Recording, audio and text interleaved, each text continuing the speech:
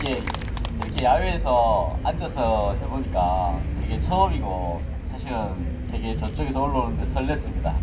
아유 정말 그 강남역에서 전철을 타는데 젊은 친구들이 줄을 서가지고 이렇게 순서대로 타는데 새치기를 할 수도 없고 이래가지고 아 이거 참 한 세 차를 보내고 타다 보니까 좀 늦었습니다.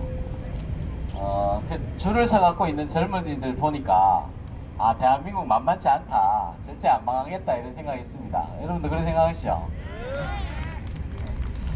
지금 뭐 제가 여러가지 일들을 많이 한다고 소개했는데 사실은 잘하는 것은 별로 없습니다.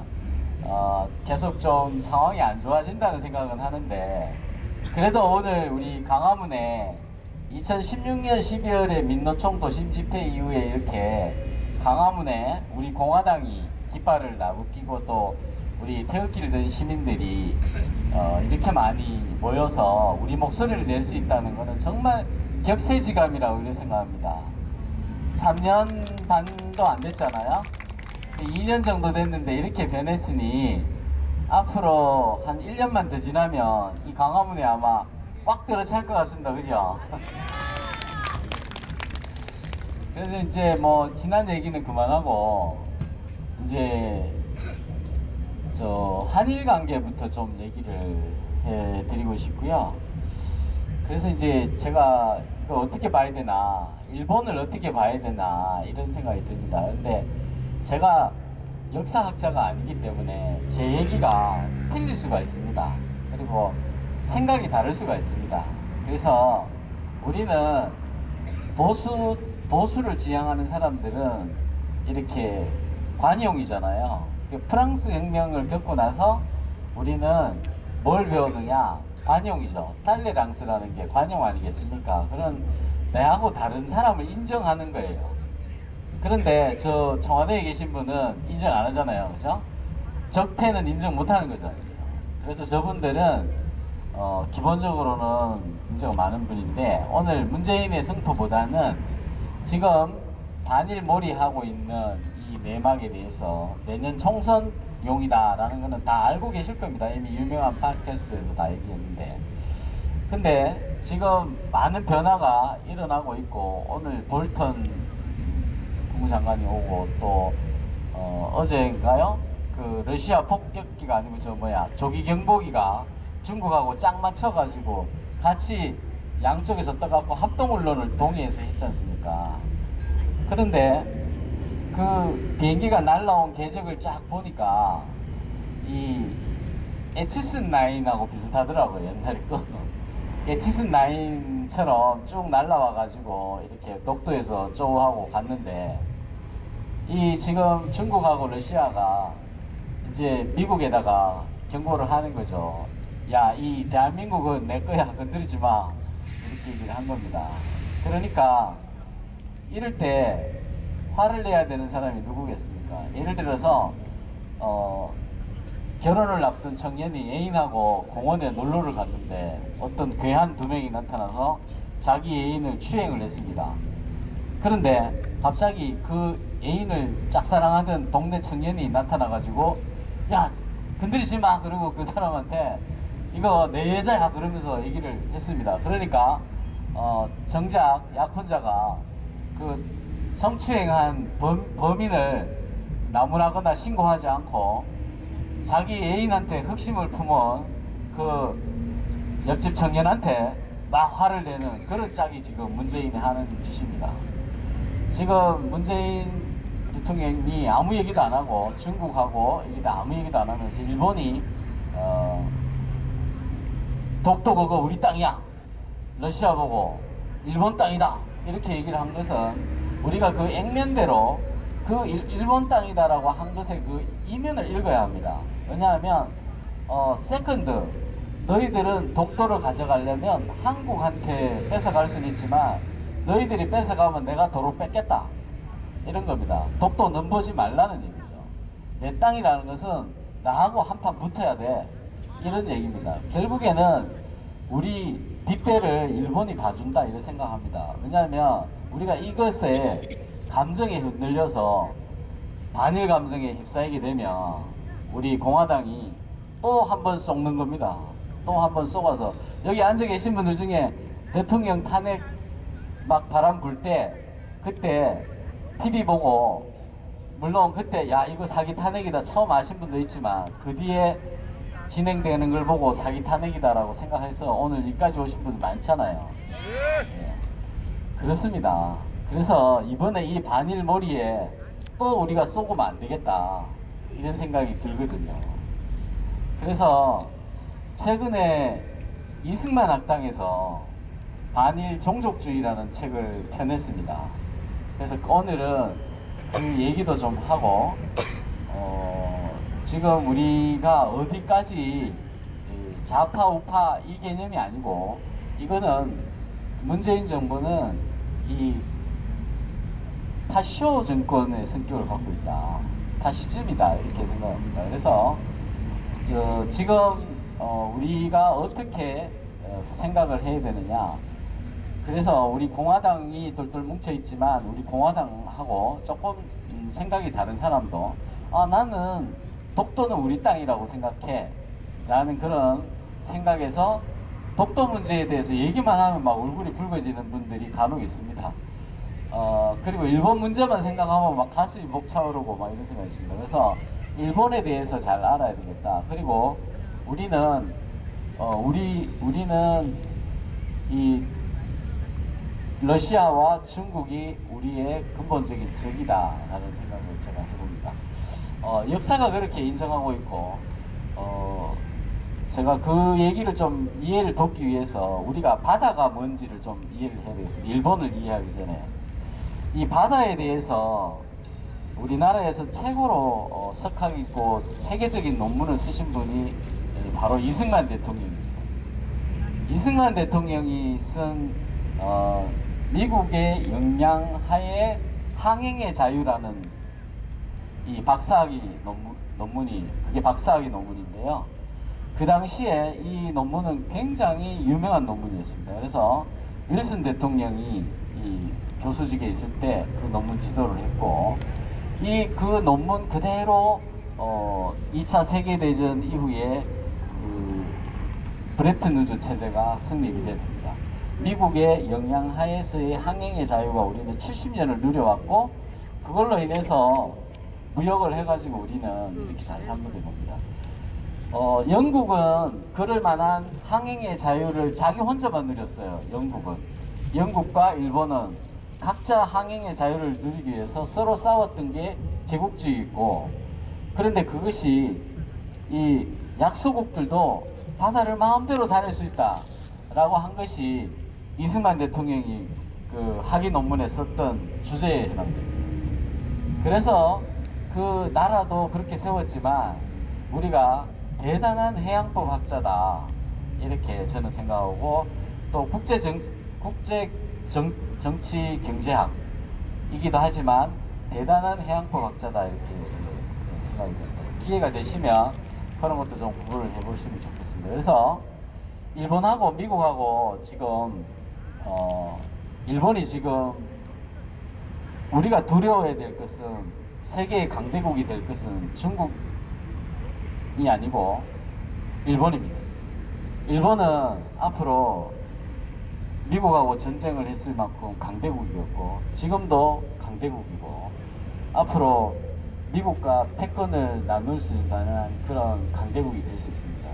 그런데 우리나라는 지금 문재인 대통령은 이 강대국하고 한판 붙겠다고 그러니까 그래서 이게 앞으로 어떻게 될 건지 이거에 대해서 정말 마음이 많이 아픕니다. 오늘 제가 이름은 기억이 나지 않는데 일본은 법률로 그러니까 이치나 또 우리가 사리 분별이나 이런 것보다는 법이 다스려지는 국가가 이미 돼 있습니다.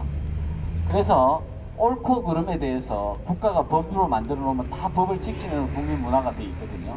그런데 우리나라는 법이 있거든요. 법이 엄청 많아요. 근데 법을 국민 개개인이 나름대로 해석을 해요. 심지어는 유명한 김모 개그맨이라고 있어요. 그분도 법을 혼자 막 해석을 해요. 그러니까 우리나라는 그래서 때법이 나오고 법이 있는데 그 법을 자기 나름대로 했어요. 자유한국당에서 해석하는 법 다르고 민주당에서 해석하는 법이 또 달라요. 그래서 이거는 우리나라가 지금 아직까지도 어떻게 보면은 이 정신문화가 아직까지 우리 개인의 문화가 많이 덜 발달됐다는 생각이 들고, 또 저는 사학자는 아니지만 법을 전공한 사람으로서 이 생각합니다. 우리가 한일 합방을 당했는데 굉장히 억울하게 생각하시죠? 그죠? 한일 합방 그러면 어떻게 생각해요? 억울하죠? 근데 한일 합방 때 살아계셨던 분 없잖아 지금. 근데 우리는 이 국가하고 개인하고를 구별을 할 줄 알아야 되는 거지. 국가가 주권을 잃은 것과 개인의 자유가 하고는 다르다라는 것을 분명히 알아야 돼요. 그리고 국가라는 개념에 대해서 어떻게 하는 거냐. 그래서 국가에 대한 개인의 의무는 무언가, 국가하고 나하고는 다르다. 이걸 아셔야 됩니다. 물론 그것이 우리가 공화당에 이렇게 열심히 이렇게 충성이 있고 애국심이 충만한 분들이 애국심을 의심하라는 얘기가 아니고요. 우리가 한일 합방을 당했는데 그 당시에 살고 있던 국민 개개인도 합방을 당했다 이렇게 생각하는 거예요. 그리고 그것으로 우리는 계속 믿어왔어요. 그런데 역사는 그렇지 않습니다. 국민 개개인의 우리나라가 지금 그 당시에는 백성으로 살다가 총독부의 신민이 된 거, 그러니까 국민이 아니라 그냥 개인의 권리 의무 주체가 정확하게 된 것이 조선 민사령이라고 민법이 들어왔어요. 1911년도인가 그렇게. 일본 민법을 그대로 우리나라에 부여를 해서 이렇게 우리나라에 민법이 시행이 되는데, 그 민법이 1조에 보면은 권리 능력 이래가지고 권리 능력은 사람으로 한다 이렇게 돼 있어요. 그 사람이라는 거는 단체라든가 여기 살아있는 개개인. 그래서 거기에 많은 어떤 철학적이고 법학적이고 이런 모든 것들이 녹아있는 그 유럽의 서구 문화가 우리나라로 처음 들어오고, 우리 국민들한테 조선 민사령으로 양반하고 계약을 체결할 수 있는 권리, 양반하고도 계약을 하면 내가 그 법원에 가가지고 업소를 할 수 있는 거죠. 그 법원은 그 전에 먼저 생겼고요. 법원을 먼저 생기고 민사령이라는 걸 만들어줘서 사실은 우리는 그거를 직시를 하지 않는데, 근대적인 법에 의해서 개인이라는 권리 능력을 가진 개인이라는 주체가 우리는 탄생을 한 겁니다. 그 탄생을 하기 위해서 서구에서는 수없이 많은 사람이 피를 흘렸어요. 그런데 일본이 그거를 피를 흘리지 않고 메이지 유신을 달성을 했고, 그것을 우리는 가져왔습니다. 그래서 이거를 일부에서는 식민지 근대화론이다 이래가지고 이용훈 교수님이라든지 이승만 학당을 엄청 공격을 합니다. 식민지에 무슨 근대화가 있느냐 이렇게 얘기를 합니다. 그래서 제가 깊은 얘기는 안 하겠지만 어쨌든 국민의 바탕이 될 만한 개인들은 그 국가의 3요소가 있잖아요. 영토하고 그리고 국민, 그죠? 주권 있잖아요. 이게 국가가 형성이 되는 건데, 응? 그런데 이게 하루아침에 만들어지는 게 아니고 개개인의 자유를 가진 개인의 자유를 가지고 개인이 재산을 가지고 있는, 그 개인이 재산권을 지킬 수 있는 그런 것들의 진짜 개인들, 근대적 개인들이 1900년대 초에 우리는 형성이 되기 시작했습니다. 그래서 정말 이제 가족 옛날에 저희도 1년에 한 번 그 기재에서 모사라 그래가지고 문중에서 다 지내고 이랬잖아요. 그 단체에 결속이 돼 있었다가 우리가 진정하게 개인으로 이렇게 시작이 됐던 겁니다. 나라는 없었지만 저는 개인은 있었다 이렇게 생각합니다. 거기에서 우리는 인식이 출발을 해야 된다. 그리고 그 당시에 이제 이 나라를 되찾겠다는 우리 여러 가지 독립운동 하시는 분들도 있었죠. 어쨌든 그런 과정들을 이렇게 지내왔습니다. 그래서 한일합방이라는 문제, 제가 왜 이 얘기를 하냐면, 지금 일본, 지금 반일 몰이에 근간이 돼 있던 이 대법원 판결을 제가 비판하기 위해서 말씀드리는 거예요. 그 작년 2018년도에 김명수 대법원에서 이번에 그 미쯔비시 신일본 제철이라고 합니다. 신일본 제철 판결이 난 걸로 아는데 실제로 그렇지 않고요. 2008년도에 판결이 이미 났습니다. 그래서 그 쭉 제가 이따가 다시 좀 시간이 허락하면은 얘기를 드릴 텐데 일단은 기본적인 이해가 좀 있어야지 이해를 드릴 겁니다. 그래서 우리가 한일합방이 됐다는 것은 주권이 없는 상태에서 식민이지만 개개인은 있었다라는 거고 그거는 우리가 21세기에 대한민국 국민이기지만 하지만 우리가 국적을 이탈할 자유도 있고 국적을 가지고 있을 자유가 있습니다. 그렇기 때문에 국가가 국민한테 간섭을 할 권리가 없듯이 개인을 잘 지키는, 문재인 지금 하는 거 보면 개인이 권리가 얼마나 소중한지 이제 아시겠죠? 이 개인이 중요한 거거든요. 그래서 문재인은 지금 뭐냐면 아이들한테도 그렇게 가르칩니다. 개인은 잊어라. 민주 시민이 되라 이러는데 쟤들이 말하는 민주 시민은 개인이 아니에요. 개인이 아니고 오로지 그 똑같은 사고방식을 가지고 있는 하나의 그 평균적인 그 시민을 길러내는 거죠. 그리고 이런 어떤 사고를 갖고 있기 때문에 굉장히 위험한 전체주의적 사고 시민들을 길러낸 거죠. 그래서 반일 몰이도 똑같습니다. 계속 세뇌가 되어 왔는데 우리는 이렇게 생각해야 됩니다. 국가와 나는 반드시 다르다. 근데 나를 지키기 위해서는 국가가 반드시 필요하다. 그리고 우리 옆에 앉아있는 사람들끼리 개인 간의 협동이 필요하다. 예. 그 다음에 이런 자유로운 개인들이 많으면은 외국인들이 뭐 일본 사람들이나 러시아가 우리 한국을 마음대로 못해요. 개인이 목소리를 높이고 이 사람들이 통제가 안 되는 사람들. 그러니까 KBS, MBC에서 아무리 선동을 해도 안 속는 거예요.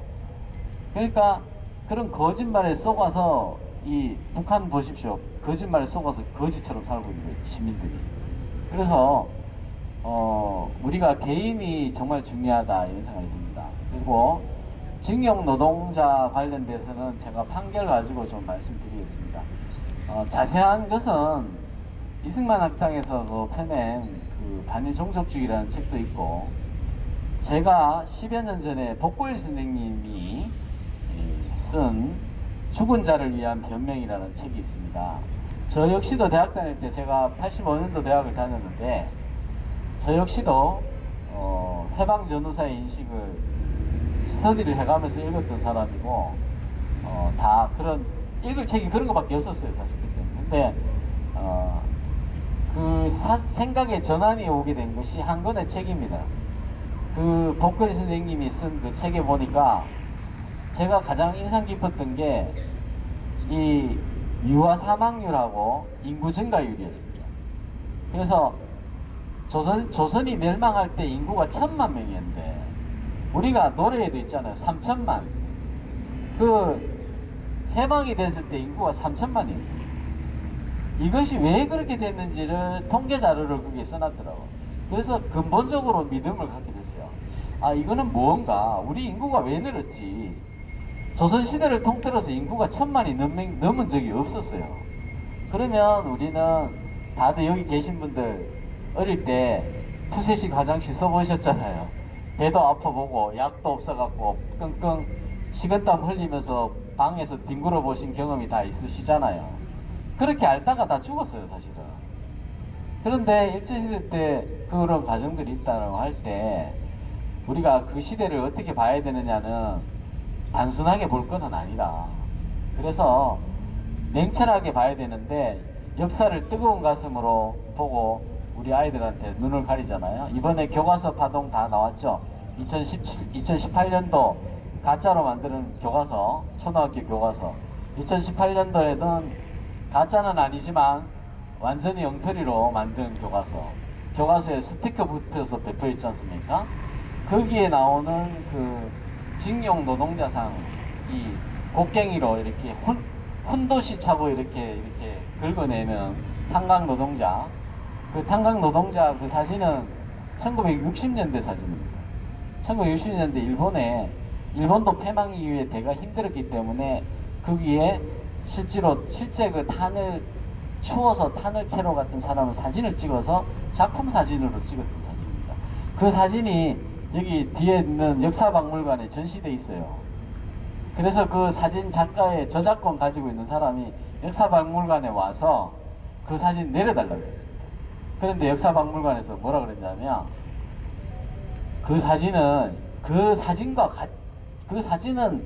네 말이 맞지만 그 사진과 같이 우리 조선인 노무자들도 고생했기 때문에 우리는 허위사실이 아니기 때문에 게시물 내릴 수 없다.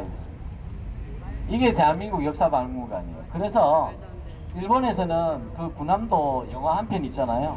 그 군함도가 대한민국 국민들이 다 진실이라고 생각하고 그게 유네스코 박물관에서 유네스코에 일본이 등재하려고 그러니까 우리가 이제 뒷다리 걸어갖고 못하게 했는데 이제 우리는 강제 동원이라는 거를 유네스코에 같이 넣어달라고 그랬어요. 그러니까 유엔에서 이제 얼마 전에 그 일본에서 그 사이드 세션을 열어서 그것이 사실이 아니다. 군함도의 진실에 대한 그 세미나를 열었는데 제네바에서 우리 낙성대 경제연구소의 이우현 박사가 거기 유엔에 가서 그 군함도의 진실에 대해서 얘기를 했습니다. 군함도의 진실에 대해서 얘기를 했더니 그 낙성대 경제연구소로 엄청나게 욕설이 지금 오고 지금 뭐 엄청나게 위협, 협박 이런 게 많이 오고 있습니다. 근데 과거에 보다도 우리가 이렇게 많이 뭉쳐있고 하기 때문에 뭐 전혀 문제가 없다고 생각합니다. 그리고 지금 그만큼 우리나라 역사 왜곡이 일단 심각하다라는 것입니다. 이 징용 노동자 판결에 대해서 간략하게 내가 스피드 있게 요약해 드리겠습니다. 이분들은 원고가 5명이었는데요. 그 중에 이분들은 90년대 말에 일본에 가서 소송을 제기를 했습니다. 그래서 1심, 2심, 3심 거쳐서 패소했고요. 그래서 2005년도에 한국에 와서 우리나라 법원에다가 소송을 제기를 다시 했습니다. 다시 했고요. 했는데 1심에서 사실상 2008년도에 한일 청구권 협정에 그 적용이 없다. 1965년도 청구권 협정에 적용이 안 된다. 이거는 국가가 다만 외교적 노력을 안 하기로 한 약속이다. 외교적 노력을 안 한다는 건 뭐냐면 외교적 노력을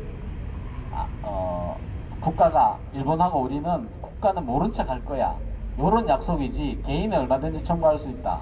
이런 약속이라고 1심 판결이 벌써 결론을 내렸어요. 그래서 그때부터 일본 사람들은 굉장히 이 판결에 대해서 문제를 많이 삼았습니다. 청구권 협정은 어떻게 되어 있냐면은 1965년도에 한일 관계 기본 협정이 있습니다. 그 한일 관계 기본 협정은 뭐냐면 서로 국가로 인정한 겁니다. 우리는 그 당시에 일본을 국가로 인정하지 않았고 일본도 우리를 국가로 인정하지 않았습니다. 국제법에 보면 3가지가 있는데 국가 승인, 정부 승인, 그 다음에 교전단체 승인 이런 게 있습니다. 국제법에. 근데 국가 승인이 왜 중요하냐면 국가의 성립에 3요소가 있는데 그 국가 성립에 3요소가 있더라도 상대방 국가가 국가로 인정 안 하면은 외교관계를 맺을 수가 없습니다. 그래서 이거는 국제법에서 아까 제가 개인이 만 20세가 되면 완전한 권리 능력을 취득하고 법원에 소송을 제기할 수 있는 권리를 취득하잖아요. 이것도 엄마 뱃속에 국가도 어릴 때 이게 국가 형태인데 국가 대접을 못 받는 거예요. 이게 국제사회에서는 대한민국이라는 나라가 성인으로 대접받는 거예요. 그래서 국제관계를 맺는 거예요. 외교관계를 맺고. 그래서 국제법이라는 게 있는 겁니다. 국가로 인정을 못하면 그냥 까뭉개는 거예요. 그냥. 그것은 냉전 시작될 때 이 소련이 그 연방의 민족들을 깔아뭉갰고 또 모택동이 중국 인근에 있는 거를 강제로 병합을 했던 것들 있잖아요. 그거는 그 주변에 있는 그 민족들을 국가로 인정을 안 한 겁니다. 그냥 깔아뭉갰고 거기에 대해서 깔아뭉갰을 때 어떤 국가도 그 나라와 외교관계나 동맹관계를 맺은 적이 없습니다. 그렇기 때문에 그거에 대해서 항의를 해줄 수가 없는 거예요. 근데 국제관계에 그래서 외교관계를 수립한다는 것은 우리가 예를 들어서 미국하고 동맹관계인데 러시아가 와서 우리를 병합을 해요. 그러면 미국이 따질 수가 있는 거예요. 얘 내랑 계약이 돼 있는데 왜 얘랑 나랑 이렇게 내일 그 무슨 공연도 해야 되고 뭐 물건도 받아야 되는데 네가 왜 난 니하고 난 러시아 너하고 계약한 적 없어. 이렇게 항의할 수 있는 거예요. 그런데 이 국가 승인을 서로 해준 거예요. 니도 국가 나도 국가. 이렇게 하고 한일관계 기본협정은 뭐냐면 그 꿈에도 그리던 한일 합방이 무효인 것을 확인한다. 이거를 일본 사람으로 하여금 써가지고 일본 도장을 크게 빵 찍었어요. 그 일본 사람들이 한일 합방이 국제법적으로 무효라는 거를 받아낸 거예요. 이거를 그 독립운동의 완성이죠. 어떻게 보면 한일 그 기본협정이라는 거는 우리나라가 3.1운동을 해서 결국 이 한일합방이 무효라고 하는 것처럼 여러분들 탄핵 무효 많이 외치잖아요. 근데 대통령이 석방이 돼서 그래도 탄핵 무효는 아니야. 탄핵 무효를 받아내야 되는 게 탄핵 무효죠. 그죠? 저는 그렇게 이해를 하는 거예요. 그러면 쉽게 이해가 되실 거예요.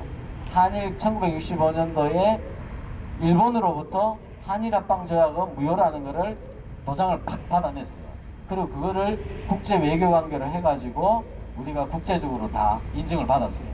그래서 이 일본에서 외교 관계를 맺어 놓으니까 이게 앞으로 일본하고는 이제 그렇게 했고, 그 다음에 그 청구권 협정은 이제 돈을 받기로 했고요. 물론 뭐 상세한 얘기는 하면 좀 어렵기 때문에 이 개인 청구권도 다 받기로 했고 국가가 대신 받아서 개인 청구권도 다 포기하기로 했어요. 그래서 그 돈을 받아가지고 우리는 어떻게 했느냐, 경부고속도로를 지었어요. 그리고 일부 유상 차관은 포항제철을 지었고, 그 당시에 신일본 제철이 와가지고 기술 지원을 많이 해줬다 합니다. 그런데 일본하고 약속을 어떻게 했냐면 그 돈 받아서 내가 우리나라에 줄게. 그리고 일본 사람들은 뭘 요구했냐면, 우리가 여기 신당동 같은 데 가보면 일본 고급 2층 가옥들 많죠. 일본 사람들이 그 두고 간 모든 재산을 미군 정청이 다 뺏었어요.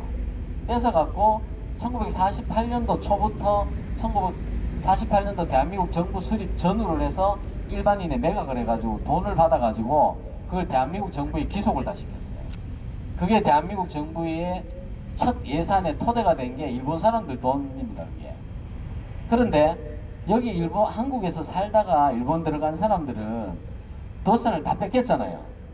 그런데 한국에서 살던 제일교포들은 안 뺏겼어요. 그 재산을 그대로 인정을 해주고 영주권까지 줬습니다. 그리고 1965년도까지 태어난 사람들은 영주권을 자동으로 줬어요.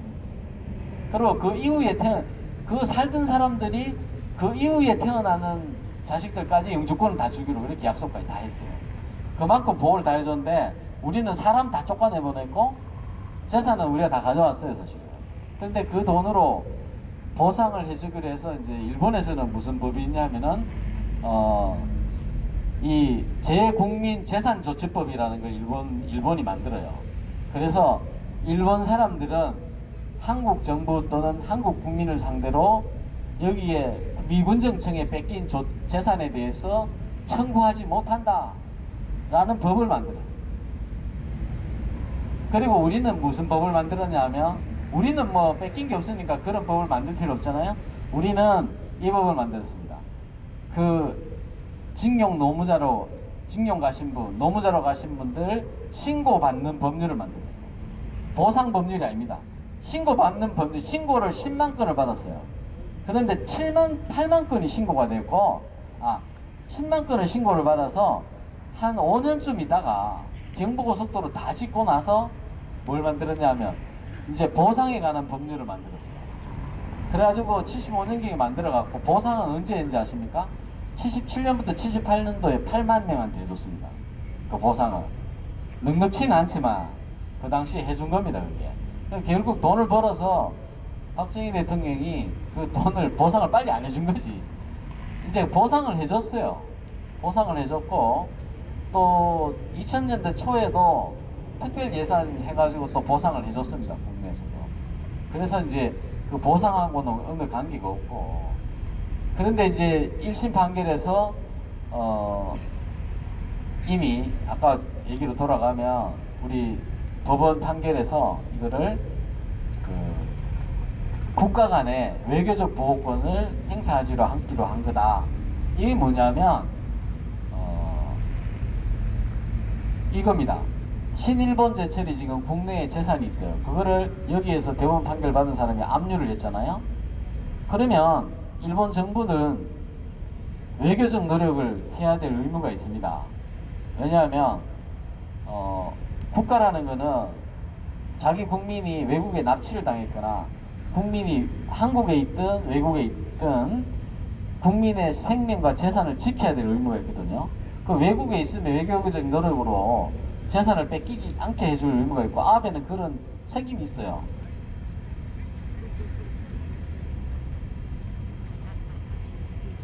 아베 입장도 먹으니까 훨씬 잘 나오네. 아베도 그쪽에 수상이니까 책임이 있는 거예요.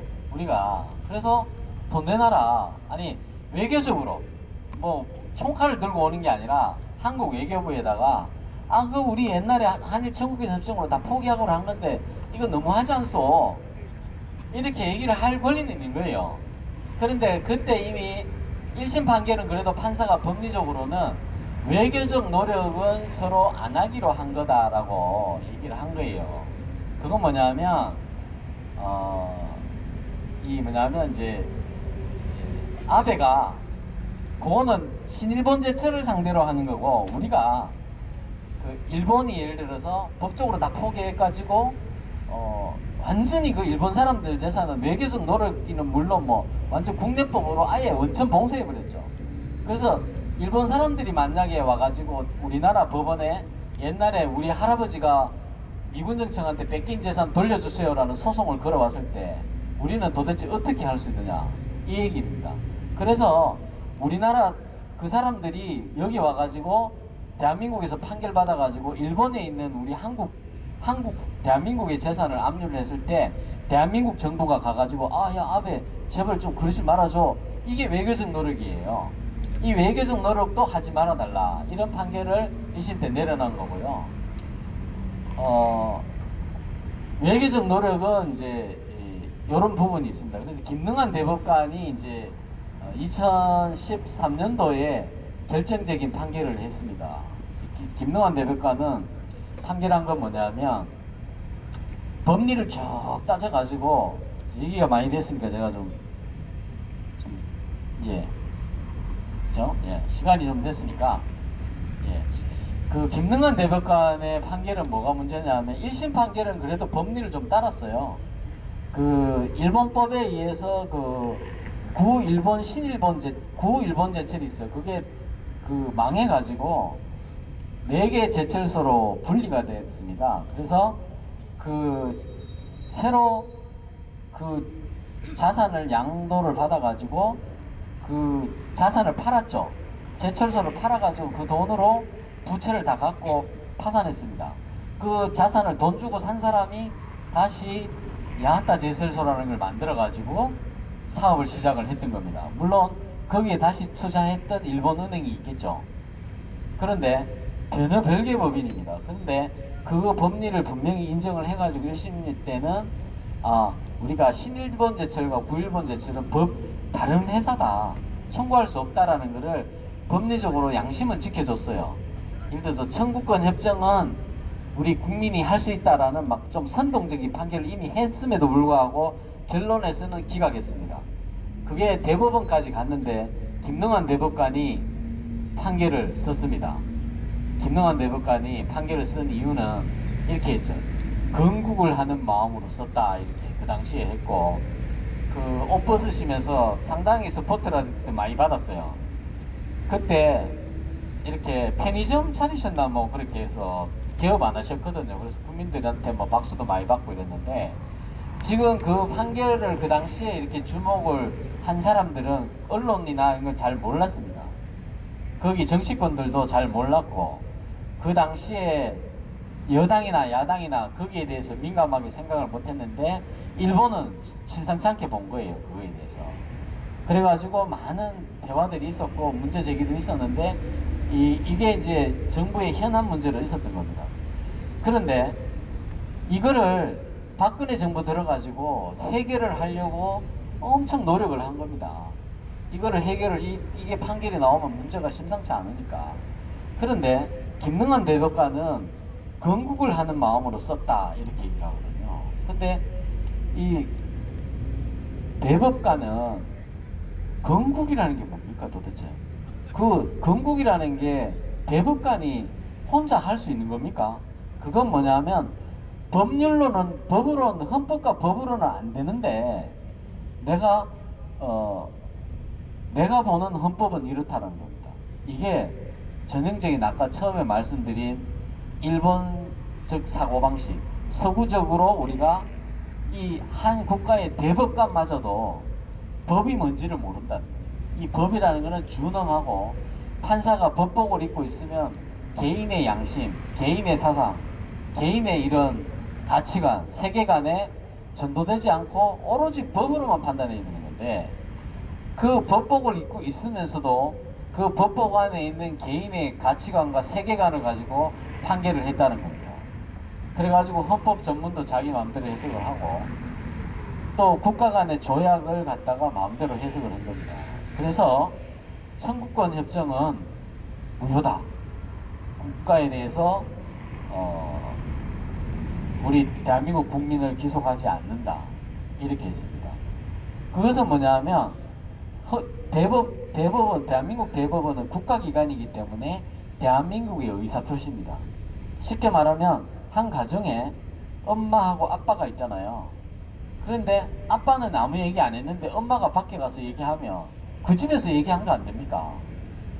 그죠? 대통령이 얘기 안 해도 대법원에서 그래 얘기하면 나 한일 청구권 협정 안 지킬래 되잖아요. 그러면 뭐냐면 70년, 65년도에 체결된 국가 간의 조약, 일본과의 그 조약을 무효로 하자는 얘기예요. 그때 65년도에 계약을 무효로 하자는 겁니다. 그런데 우리가 여기서 오늘 강조해야 될 게 제가 한 말씀 드리겠습니다. 국가 간에 국가 승인을 해야 승인이 되는데 그 승인의 조건은 국제법 교과서에 이렇게 되어 있습니다. 어느 국가가 국제법을 준수할 의사와 능력이 있느냐. 국제법, 대학생들이 보는 국제법 교과서에 어느 국가가 국가 승인을 받기 위한 요건으로 되어 있습니다. 그게 안 되면은 다방 국가는 국가 승인을 안 해줍니다. 국가 승인 조약 체결하는. 그래서 지금 우리는 70년 동안 그대로 있었던 국가 조약을 쌩깐 거죠. 그래서 국가가 될 조약 자격이 없어져 버린 거예요. 그러니까 일본에서 뭐냐면 대한민국은 국가가 아니야, 이렇게 얘기하는 거죠. 그 얘기가 그래서 나오는 거예요. 국제법을 70년 동안 지켜왔던 국제법을 나는 안 지킬래, 이렇게 얘기를 하니까 대한민국은 국가가 아니야, 이렇게 일본이 치고 나버리니까 독도는 내 땅이야, 이래 되는 거죠. 깔아뭉개겠다는 얘기가 나온 거고, 지금 우리 일본에 있는 이 친한파 또 애한파들도 있습니다. 대한민국을 사랑하는 애한파들은 지금 문재인 정권이 때문에 대한민국이 무너지면 휴전선이 대마도로 내려오겠다, 이런 걱정입니다. 지금 이 대한민국이 적화되면 휴전선이 대마도로 내려가는 거기 때문에 일본 사람들은 걱정을 하고 일본 사람들이 무장을 부추기고 있어요. 지금 이제 무장의 명분을 주고 있지 않습니까? 그리고 러시아도 그렇게 해서 비행기가 날라오게 된 거예요. 국제법적으로 저거 국가도 아니네 이러니까 이제는 일본하고 한국이 찰떡궁합이었는데 둘이 쪼개지니까 비행기 타고 쫙 들어오는 겁니다. 그 사이를. 그것은 이것이 초등학교 때 산성인지 알칼리인지 리트머스 시험지 넣어보듯이 비행기 2대 넣어서 쫙 실험해 본 거거든요. 이거 가지고 러시아하고 중국은 엄청나게 지금 슈퍼컴퓨터를 돌려서 분석을 하고 있을 거예요. 여기에 대해서 어떻게 여기에 러시아, 중국의 머리 좋은 애들이 이 한일 관계를 어떻게 깨뜨릴까라고 엄청나게 노력을 하고 있을 거예요. 이것을 지금 문재인 정권이 하고 있는 겁니다. 그래서 일본이 대한민국은 국가가 아니야 라고 해서 여기에 열받은 분들도 많이 계실 텐데 독도는 우리 땅이야 라고 한 이유는 러시아한테 한 얘기예요. 너가 넘어오면 나하고 붙어야 돼. 100년 전에 하고 한번 붙어볼래? 이 얘기입니다. 그 러시아는 일본은 그 독도라는 거는 우리가 무슨 힘이 있었습니까? 일제시대에 있다가 뭐 해방되고 나서 이승만 라인을 꺼버렸어요. 전쟁통에. 배짱 좋잖아요. 잔뜩 꺼가지고 그게 김대중 정부까지 그 선이 그대로 있었어요. 땡깡을 얼마나 부렸는데. 땡깡이라고 죄송합니다. 세게 나가. 그래가지고 중간선 라인 했는데 김대중 정부에서 어업 결정했다고 엄청 얻어먹죠. 근데 이제 이승만 라인이 그만큼 강경했고 그래서 그 이승만 라인 안에 듬뿍 들어와 있었던 게 독도입니다. 그런데 지금 이제 독도에 대해서 얘기를 해버리잖아요.